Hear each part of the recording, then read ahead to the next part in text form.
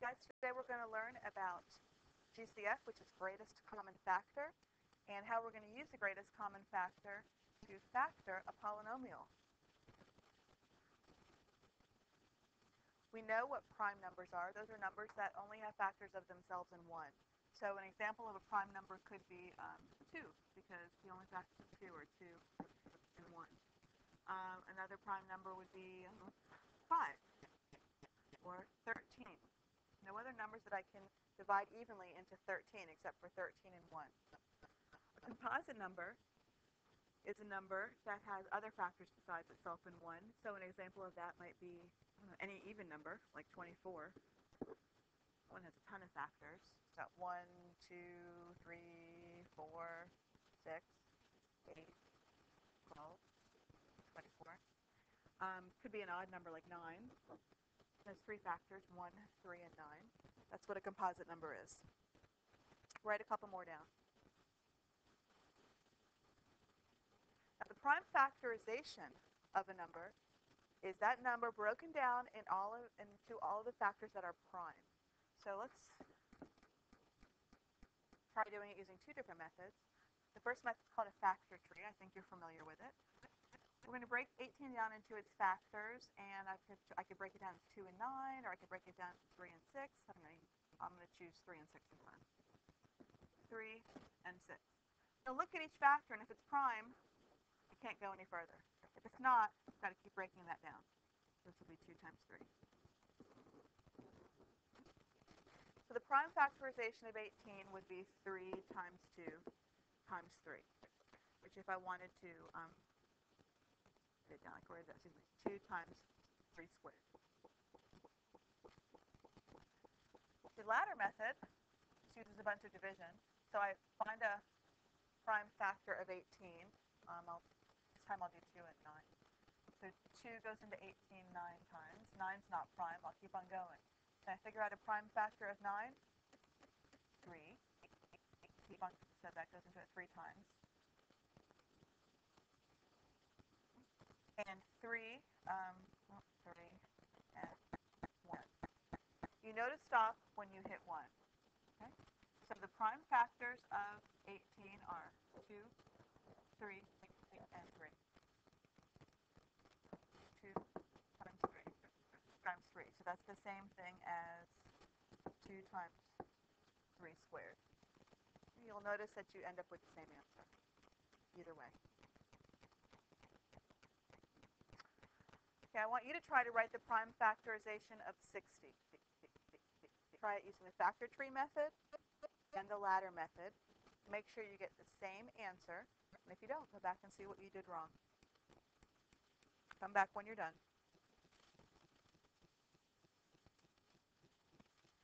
Now, the greatest common factor, which we call the GCF, is the largest factor that's shared by 2 or more whole numbers.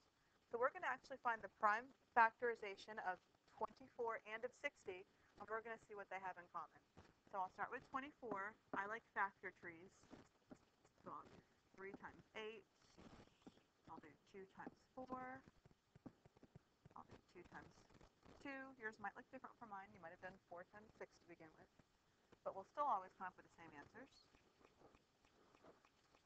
So I've got 3 times 2 times 2 times 2. Which if I wrote that, 2 times 3. I really want to write it out like this. You'll see why in a second. The prime factorization of 6, let's see. I see 10.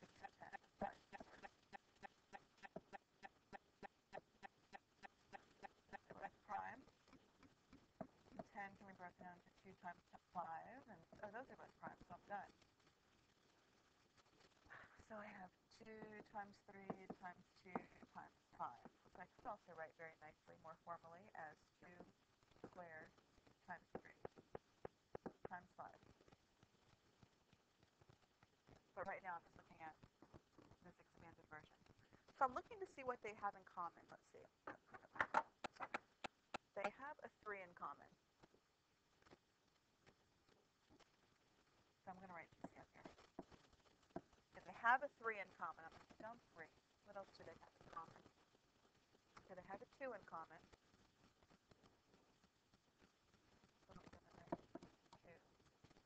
They have another 2 in common.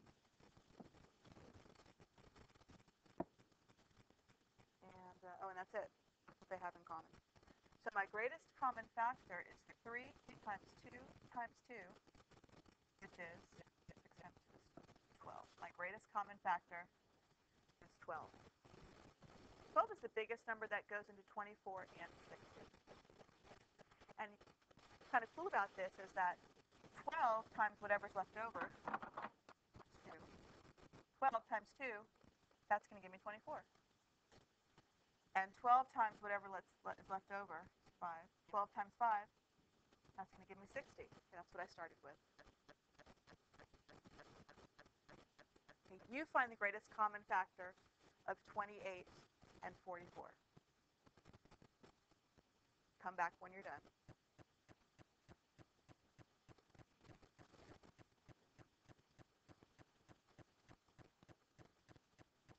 You find the greatest common factor of 12 and 18. Come back when you're done.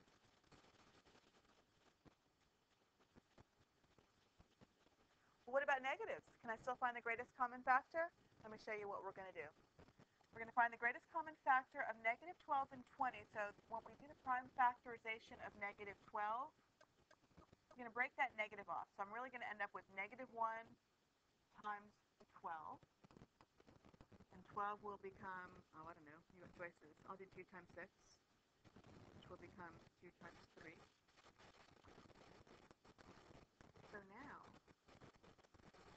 my factorization goes like this. Negative 1 times 2 times 2 times 3.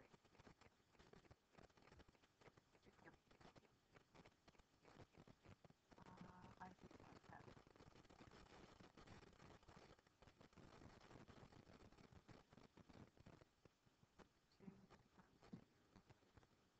Times 5. Let me see what they have in common. Got a 2 in common.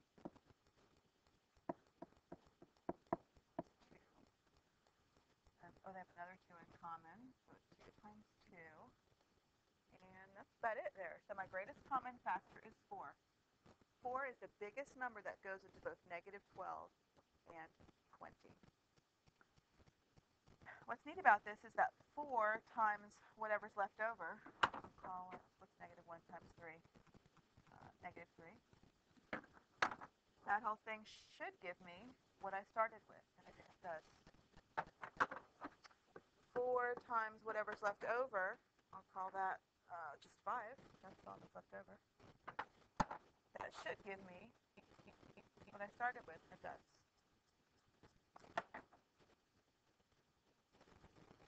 All right, you find the greatest common factor of 15 and 45. Excuse me, 15 and negative 45. Don't forget to factor out, make one of these a negative 1, and then go on from there. Come back when you're done.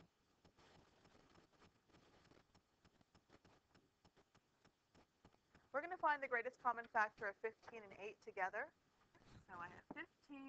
I'll break that down into 3 and 5. Oh, I'm done right now. I have 3 times 5. 8. I'll break that down into 2 times 4. Which I will break down into 2 times 2. And I end up with, I'm done. 2 times 2 times 2, which is 2. Let's see what they have in common. Uh-oh. Nothing's in common. So my greatest common factor is 1. 1 is the biggest whole number that I have that will go into both of these. Nothing more than 1.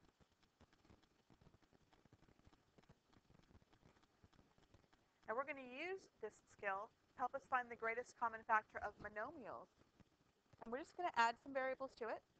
I think you will find that it makes sense. So let's look at 16x squared. I'm going to break that down into all the factors that make it up. So let's see. Let's do 16 first. I have, I'm not 4 times 4.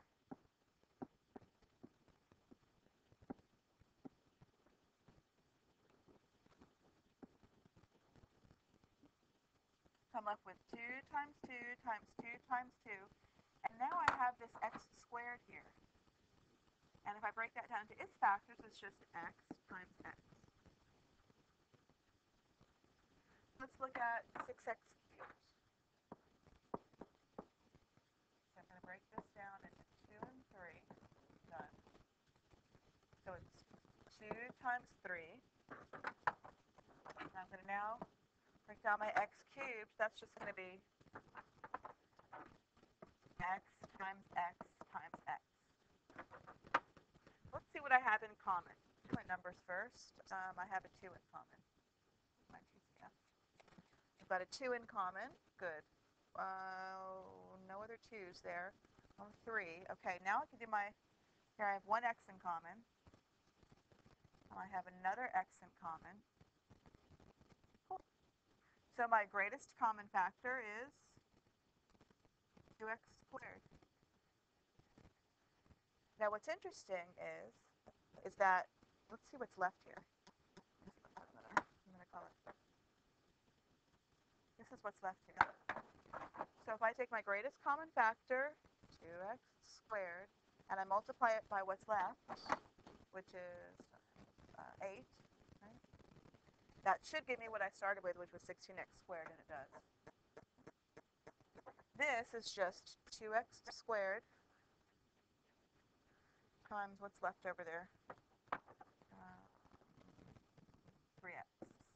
If I multiply those together, that should give me 6x cubed, and it does.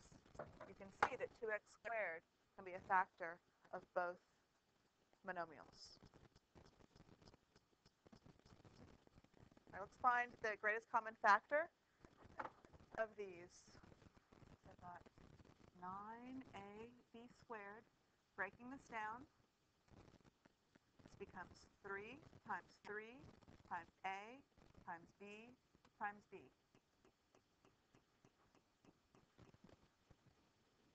It become, I see, 2 and 6. That becomes 2 times 2 times 3 times a times b. What do they have in common? They do have a 3 in common. So, put my variables. I see an a in common, and I see a b in common. I'm just left here with what? I'm just left here with 4a. That's all that's left. And I'm left here with 3b. Yeah, those don't have anything in common, so I found everything I need. Okay? So I know that if I take 3ab and multiply it times 3b, it should give me 9ab squared, which it does. If I take 3ab and multiply it by 4a, it should give me 12a squared b, which it does. This is my greatest common factor, 3ab.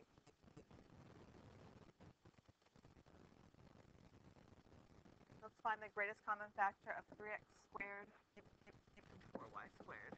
Let's break this down. That's already prime, so it's really just 3 times x times x. And you can see this is going to be 2 times y times y. What do they have in common? Nothing. I see nothing. The greatest common factor is 1. 1's the biggest number that's going to go into both of those.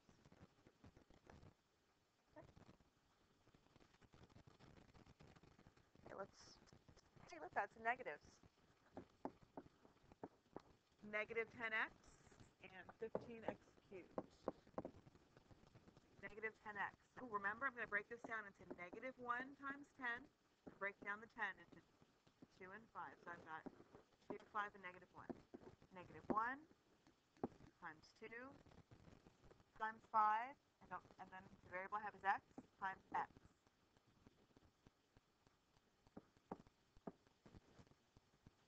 This is going to become 3 times 5 times x times x times x. We have in common a 5.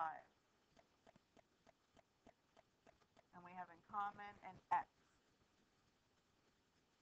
Good. Okay. So my greatest common factor is 5x. What's left over here is negative 2. Negative 1 times 2. So negative 2 times 5x should be negative 10x, and it is. What's left over here is 3x squared. So 5x times 3x squared should be 15x cubed, and it is.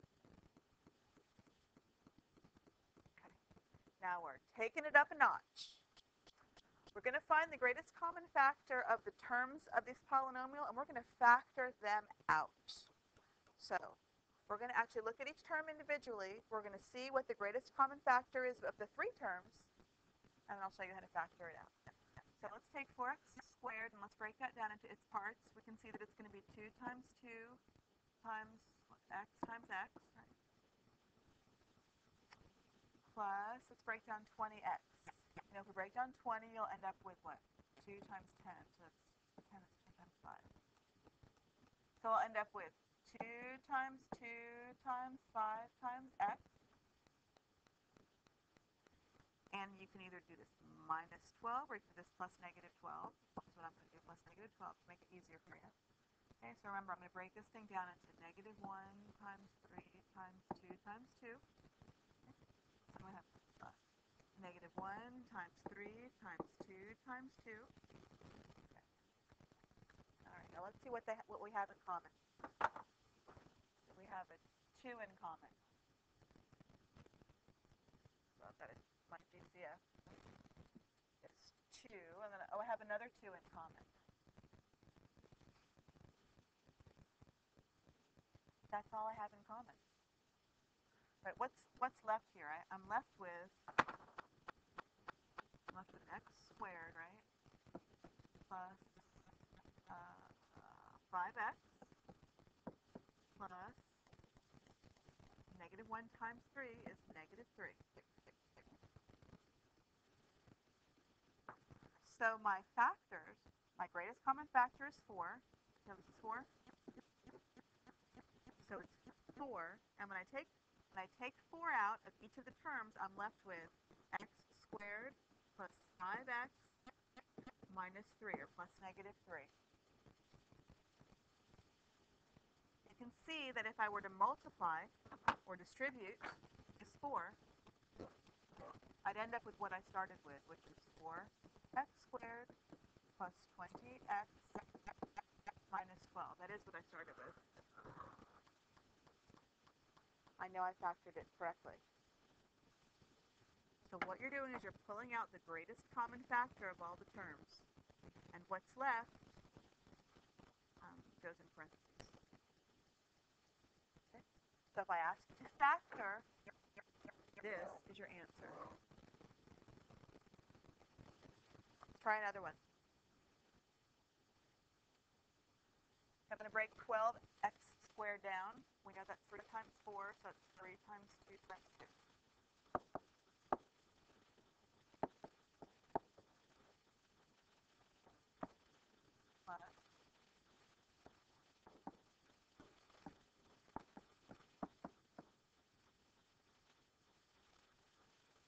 Plus, break down negative 9 into negative 1 times 3 times 3. These are exactly this.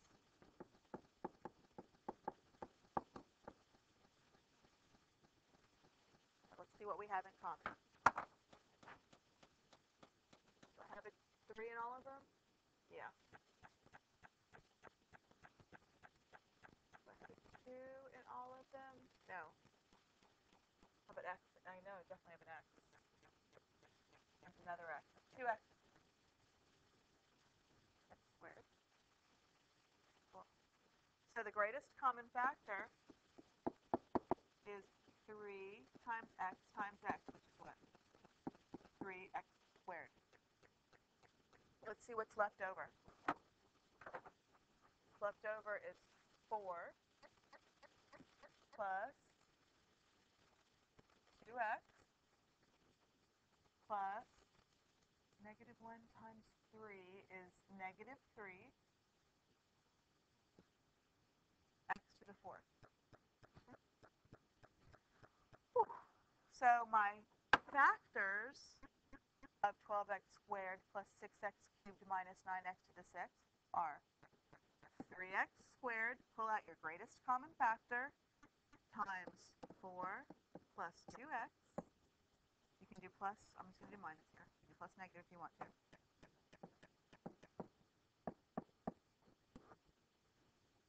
And if I distributed 3x squared to everything inside, I would end up with what I started with. This is that trinomial that is now factored. It's the greatest common factor. Let's keep going. 5 times x times x times x.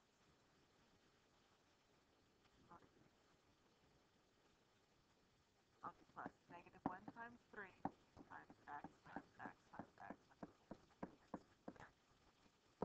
plus 3 times x. Looks like I don't have any numbers in common. Looks like I just have one x in common. I'll pull that out. My greatest common factor is just x. So let's pull x out. And what's left? So x is going to go on the outside. On the inside, let me use a different color.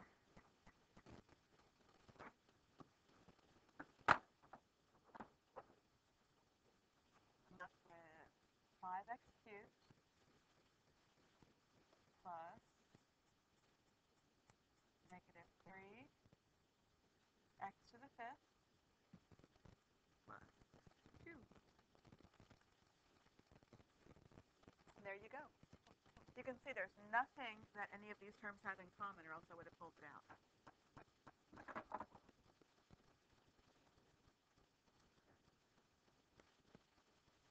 What? Ah, we can do it. We can do it. We can do it. This one we're going to do in a little bit a different way, because I don't really feel like writing all the numbers out. Maybe I will. Let's see. I've got 2 times 3 x to the fourth, y to the seventh. We're going to kind of think through this. Minus, or let's do plus negative, yikes. Plus negative 1 times 2 times 2 times x to the sixth y plus 2 times x y cubed. I want us to think through what we have. Remember, this is just x to the first power. Let's do the numbers first. I've got 2 and a 2 and a 2. So I can pull a 2 out, right? I can't pull a 3 out, so I guess that's all the numbers I have in common. Okay. Do I have x's in each one? Yes. What's the most number of x's that I have? 1. Okay, x to the first. I'm going to pull x to the first out. Okay.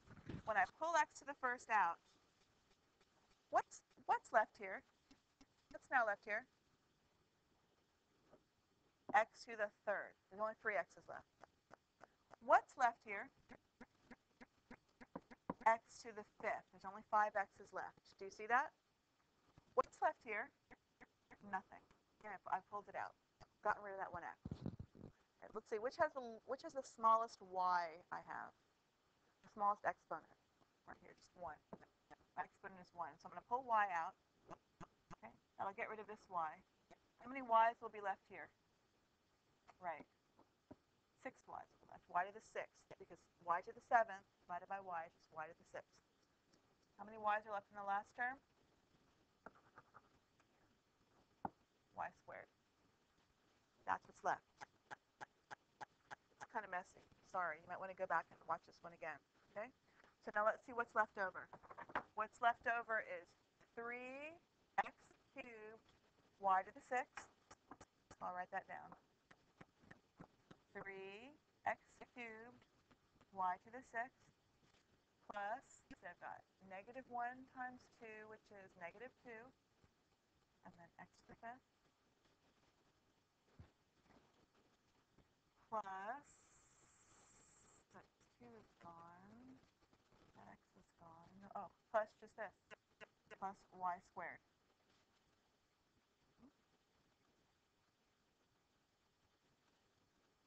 Look at that. If I multiply these together, I'll get what I started with. I feel the need to do that with you right now.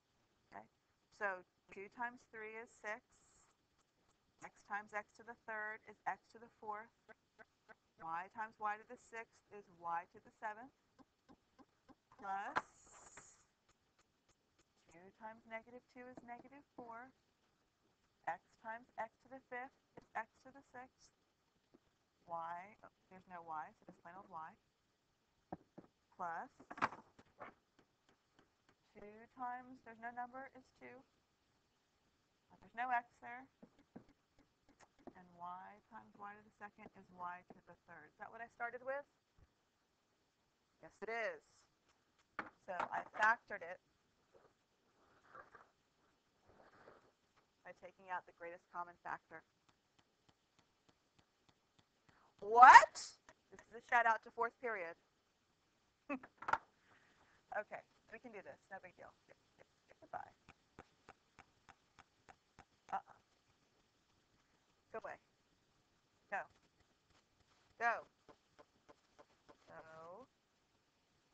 Okay, she's going to stay. We'll keep her eyes. Just freak us out.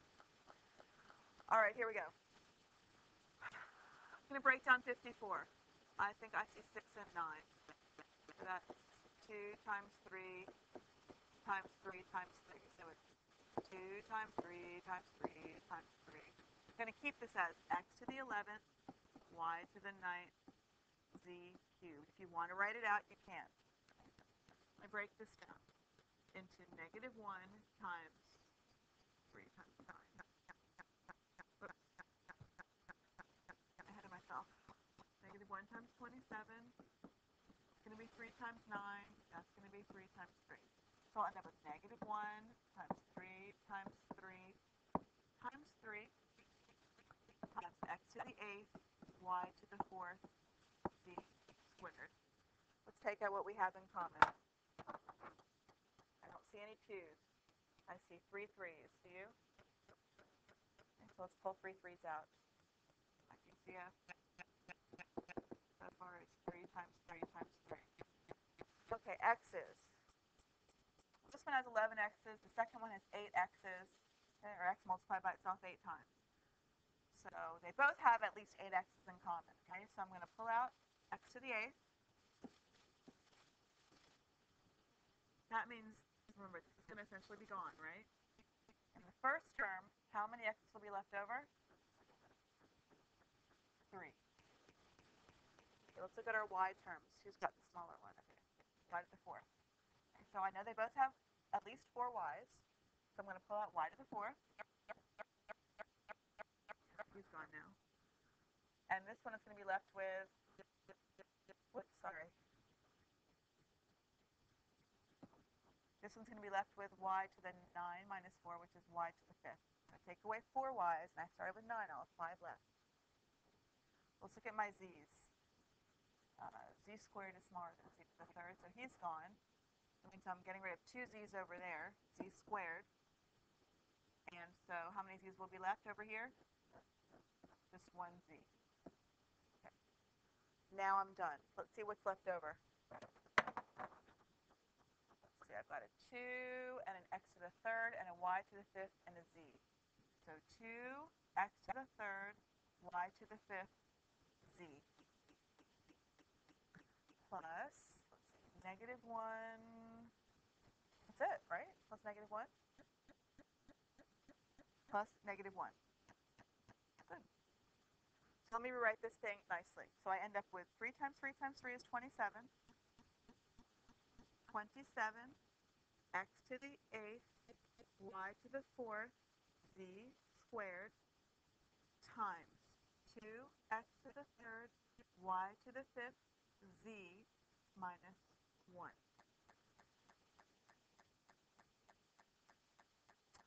It's not so bad, girl. You don't have to be so freaked out. Calm down. All right, here we go. This guy's surprised. Let's see. Let's go ahead and factor this. I've got going to be 7 times 7 times x times x plus 2 times 9. So that's 2 times 3 times 3 times y times z. What do we have in common? Now I see why it's so surprised. There's nothing in common. My greatest common factor is 1. So if I ask you to factor this using the greatest common factor, there's really nothing that you can pull out. So your answer is just what you started with. Cannot pull anything out that they have in common.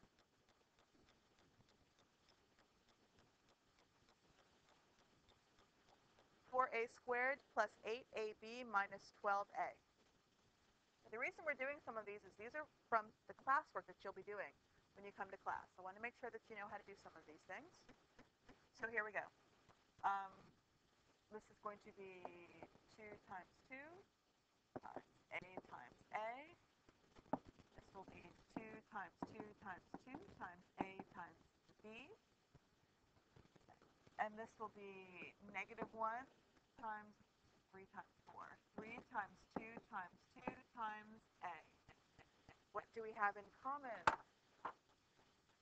I've got a 2 in common. Oh, looks like I have 2 2's in common. And I have an a in common also. That is it. Okay, so my greatest common factor is going to be 4a. 2 times 2 times a. Left over. So when I factor it, I pull the greatest common factor out, and what's left over? I have a plus, let me underline this for us.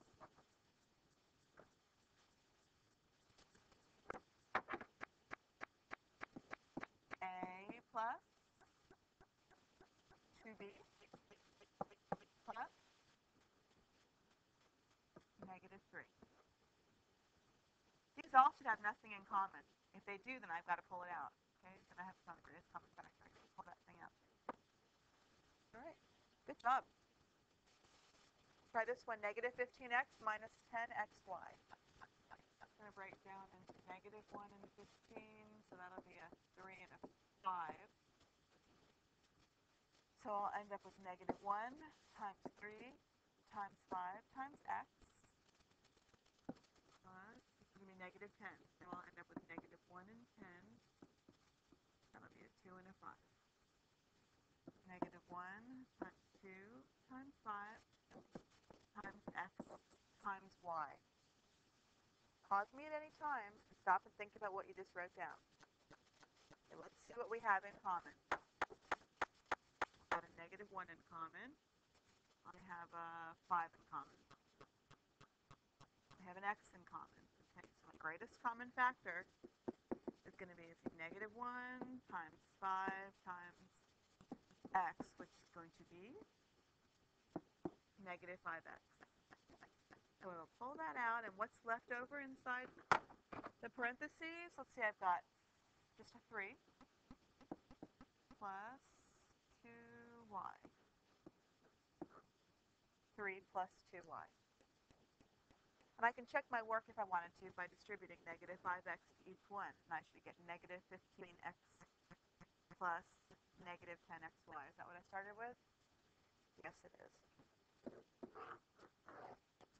These are the factors. Keep it going. I've got 3x plus 3y. I'll break this down into, this is easy. 3 times x plus 3 times y. Hey, anyone see anything in common? I do. 3, so my greatest common factor of these two things is 3. I'll pull that out. And what's left inside the parentheses is, let's do it in red, x plus y. And you can see if I distributed that, I would get what I started with.